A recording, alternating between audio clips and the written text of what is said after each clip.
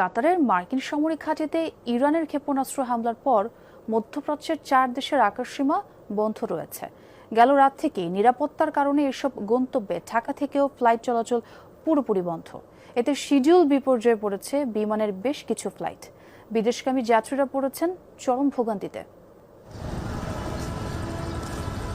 ভোর 4:45 ঢাকার হযরত শাহজালাল আন্তর্জাতিক বিমানবন্দরের মাঠে 2 ঘন্টা যাবৎ বসে আছেন কাতারগামী যাত্রী আনোয়ার হোসেন। সকাল 10:30টায় ফ্লাইটের সময় থাকলেও কখন ছাড়বে বিমান জানেন না তিনি। ফলে যাত্রা এবং চাকরি সব নিয়েই শঙ্কায় প্রবাসী এই কর্মী। মিডল ইস্টে হামলা হলো মাঝরাতে, আমেরিকান বেজ দোহাতে একটা বেজ আছে, ওইখানে হামলা হয়েছে। হামলা হওয়ার কারণে সাডেনলি এয়ারওয়েজ কাতার এয়ারওয়েজ সমস্ত ফ্লাইট ক্যান্সেল করে দিছে। এখন আবার কবে রিশিডিউল পাবো এই সম্পর্কে কিছুই বলতে পারছি না। ভীষণ অনিশ্চয়তার মুখে আছি। এটা লম্বা সময় পড়বে এবং আমার জব মনে হয় কোম্পানি আমার টার্মিনেট করে দেবে যদি আমি আগামীকাল জয়েন না করতে পারি। আনোয়ারের মতো অনিশ্চয়তায় মধ্যপ্রাচ্যগামী আরও অনেকে। নির্ধারিত সময়ের আগেই বিমানবন্দরে এলেও জানেন না কখন ছাড়বে তাদের ফ্লাইট। সকাল 8:10 আপনার বুফাসা ডুববা লেগিয়া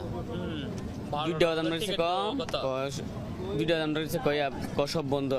আমাদের এম্বাসি বলতেছে যে যদি 8টার আগে যদি ফ্লাইট হয় তাহলে ফ্লাইট দেওয়া হইব, নাইলে বলছে যে বাড়িতে যাওয়ার জন্য পরবর্তীতে ফ্লাইটে দেওয়া হইব। টিকিট অনুযায়ী আমরা আসছি, কথাটা বুঝছি না, কিন্তু এখান থেকে তো মেসেজ দিব অথবা টেলিফোন নাম্বার আছে, আমাদেরকে বলবে, সেটা বলে না।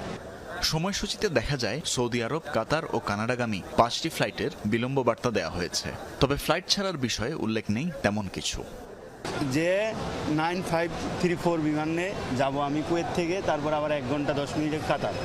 আমার সব যাত্রা হচ্ছে কাতার, কুয়েত থেকে ট্রান্সলেট দিয়েছে, বুঝছেন, কিন্তু এখানে কোনো বিমানের নেই, শো নাই।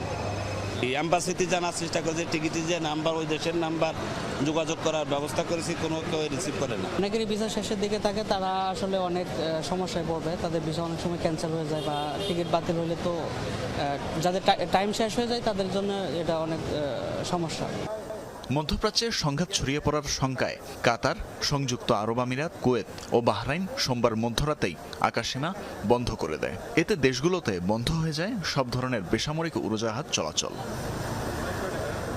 তানভীর মৌসুম, যমুনা নিউজ, ঢাকা।